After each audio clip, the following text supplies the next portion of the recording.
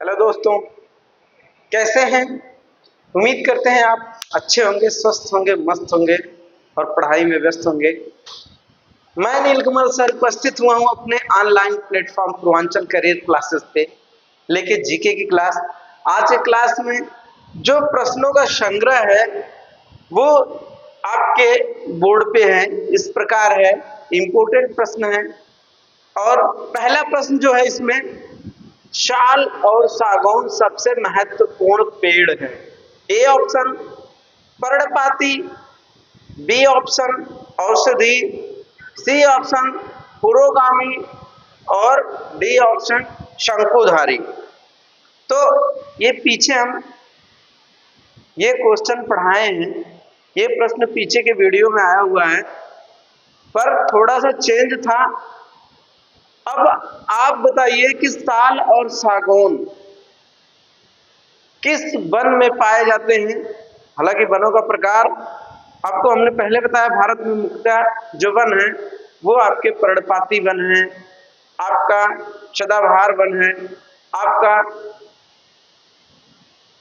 उष्णकटिबंधीय वन है, और क्या है आपका टुंड्रा वन है। मतलब विभिन्न प्रकार के वन यहाँ पे पाए जाते हैं। मरुस्थलीय वन है और क्या मैंग्रोव वन है। तो ये पूछ रहा है ये साल और सागौन किस वन की श्रेणी में आते हैं ये पौधे। तो साल और सागौन जो आपके हैं वो आपके किस वन में आते हैं बताइए।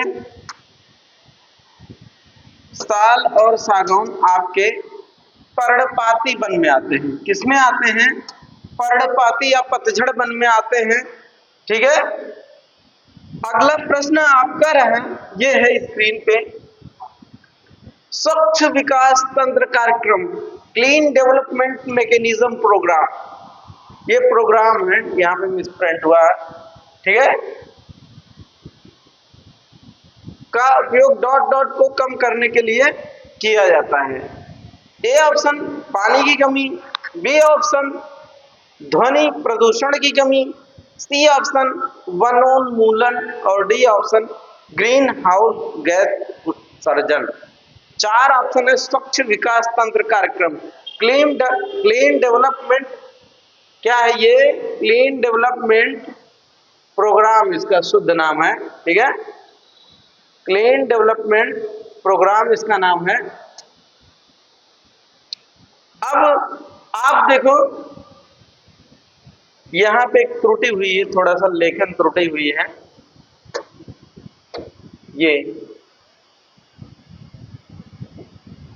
ये डबल एम, ठीक है, प्रोग्राम का प्रयोग कम करने के लिए किया जाता है।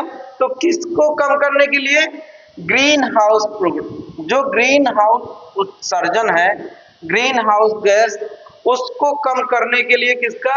स्वच्छ विकास तंत्र कार्यक्रम, क्लीन डेवलपमेंट प्रोग्राम का उपयोग किया जाता है। अब ग्रीन हाउस गैस कैसे हानिकारक है पृथ्वी के लिए, आप पता है आपको। जब ग्रीन हाउस गैस वातावरण में बढ़ती है तो जो आपका ग्लेशियर है वो पिघलना शुरू हो जाएगा, और जब ग्लेशियर पिघलेगा तो समुद्र का जल स्तर ऊपर जाएगा।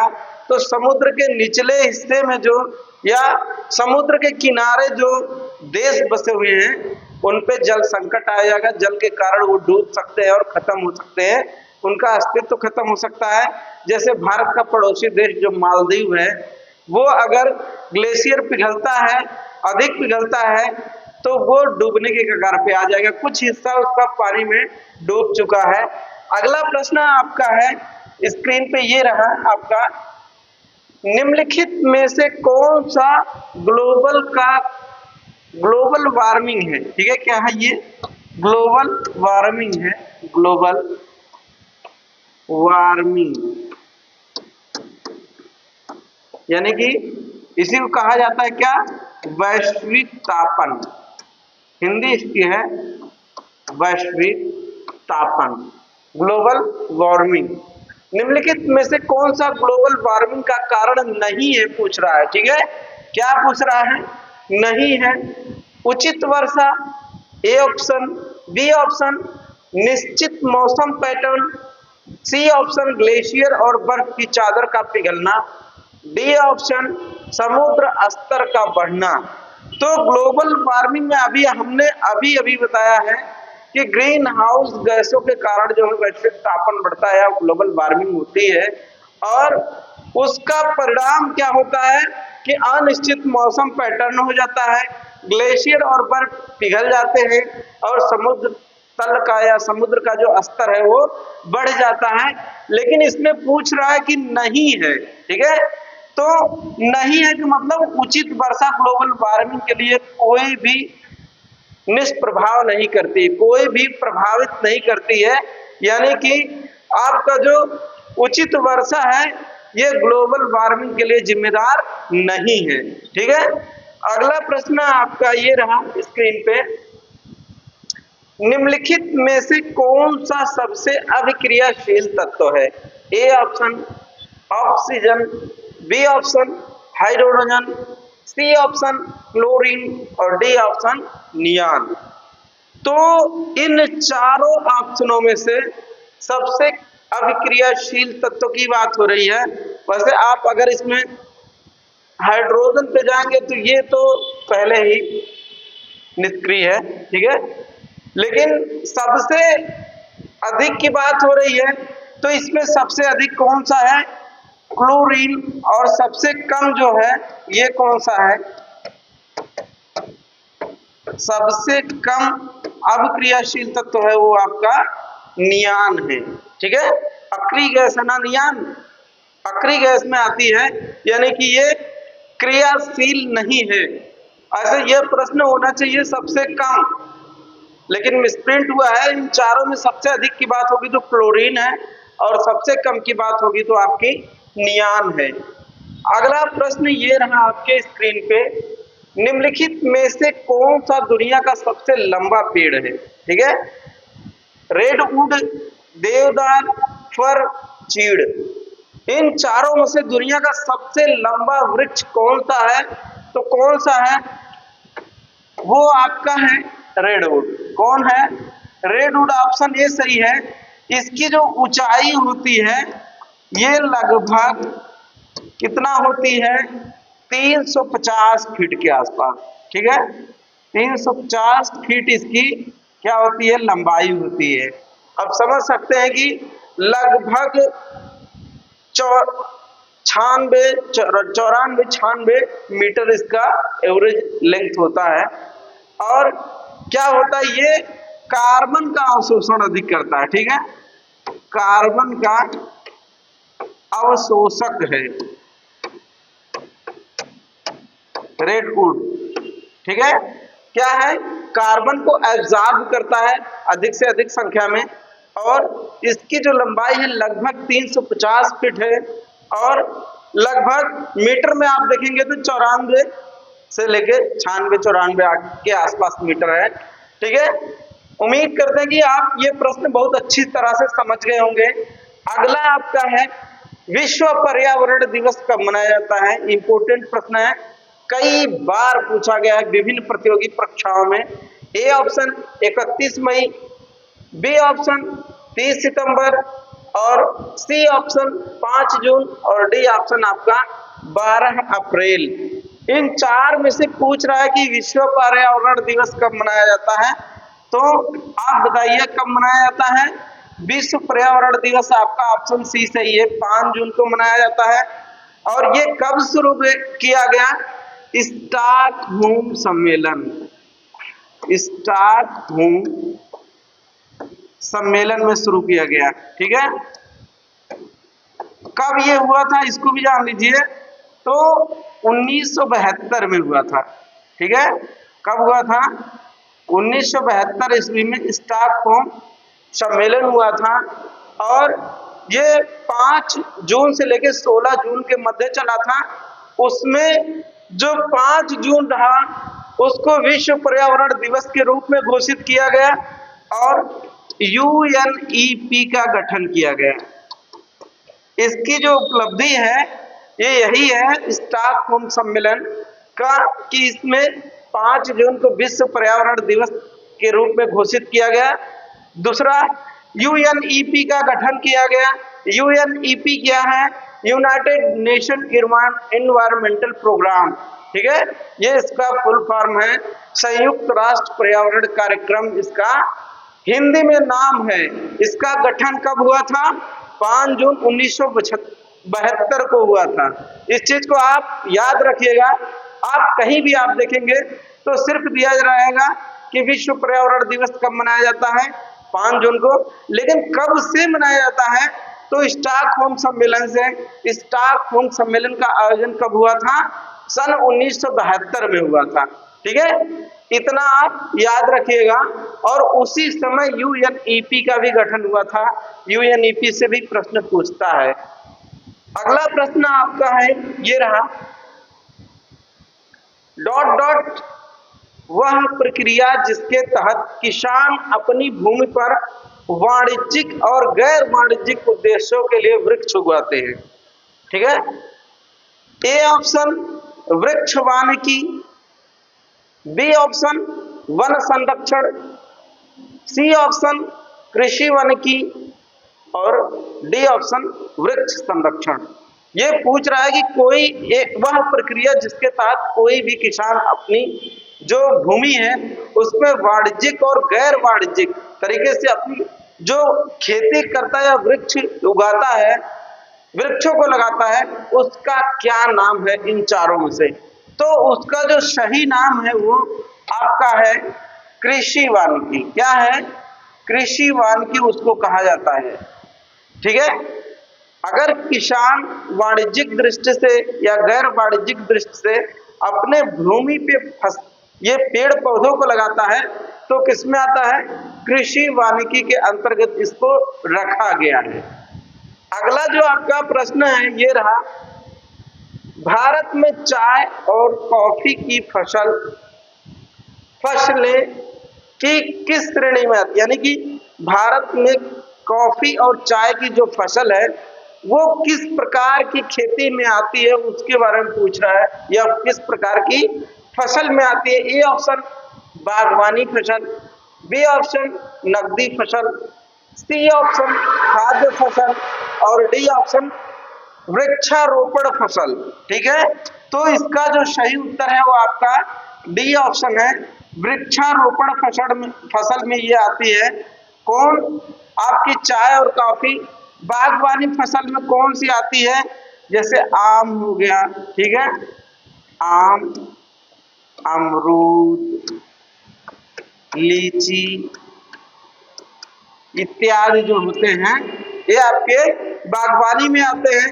नकदी फसल में कौन सी है? गन्ना है, ठीक है, और क्या है आपका? गन्ना आपकी जो होती है नकदी फसल में आती है। और सब्जी भी हो गई, जो सब्जी उगाई जाती है ये भी नकदी फसल में आती है, ठीक है। और क्या है? खाद्य फसल में क्या है? खाद्य फसल में गेहूं, चावल, मक्का इत्यादि, ठीक है। बागवानी में आम, लीची, अमरूद आ गया। नकदी फसल में गन्ना हो गया और आपका सब्जी हो गई। खाद्य फसल में आपके गेहूं, चावल, मक्का इत्यादि प्रकार की जो फसलें उगाई जाती है। और चाय और कॉफी जो होती है ये वृक्षारोपण में आती है, ठीक है, वृक्षारोपण फसलों में आती है। अगला प्रश्न आपका रहा ये, 2019 में जलवायु संबंधी कार्यवाही और आपदा तैयारियों पर आधारित 5वां एबीएल मीडियाटिक सम्मेलन कहाँ आयोजित किया गया था? ये आपका प्रीवियस का है। अगला प्रश्न आपका रहा ये, थोड़ा सा जो हमारे टाइपिस्ट हैं थोड़ा सा उनसे मिस्टेक होता है कि वो पूर्व के प्रश्नों को इसमें शामिल कर देते हैं जिसका कोई औचित्य नहीं है। ये रहा अपना अगला प्रश्न, पर्यावरण एवं वन मंत्रालय ने पर्यावरण वाहिनी योजना आरंभ की थी जिसका मूल उद्देश्य पर्यावरण संरक्षण में लोगों की भागीदारी को प्रोत्साहित करना था।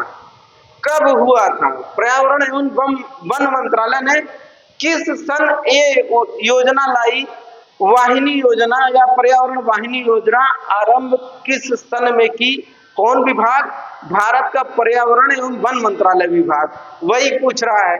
ऑप्शन ए जुलाई में, ऑप्शन बी जून 1992 में, ऑप्शन सी 1988 में, ऑप्शन डी 1990 में।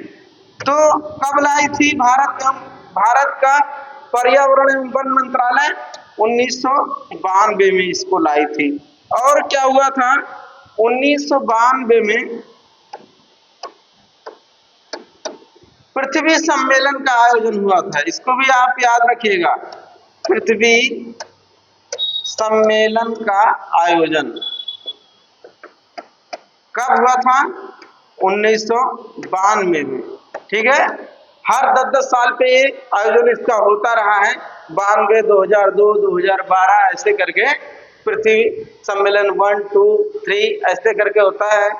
ठीक है, अगला प्रश्न जो आपका रहा, ये हमारे जल संसाधन की सुरक्षा के लिए, ये भारत है,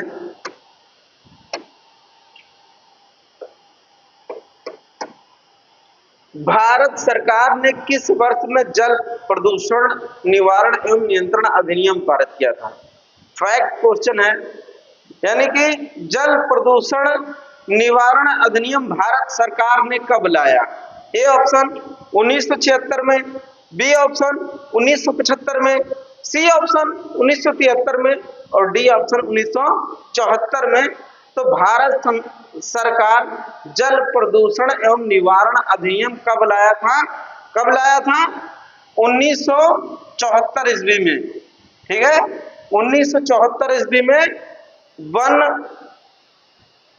नहीं, जल निवारण अधिनियम लाया था भारत सरकार ने। अगला प्रश्न आपका रहा है ये स्क्रीन पे, भारत में संयुक्त राष्ट्र पर्यावरण कार्यक्रम यूएनईपी का अभी हमने पिछले क्वेश्चन में जिक्र किया था। ठीक है, का कार्यालय कहाँ पे है? कभी कभी इसका फुल फॉर्म भी दे देता है। ठीक है, इसका फुल फॉर्म यूएनईपी का क्या होता है, इसको भी जान लीजिए। United Nations environmental programme.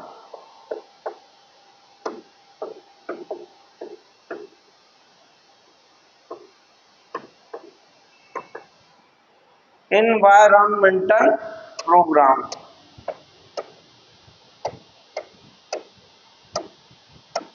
ठीक है, इसका फुल फॉर्म कभी कभी पूछ देता है। WHO का, यूएनईपी का, यूनेस्को का, इस प्रकार से फुल फॉर्म पूछता है।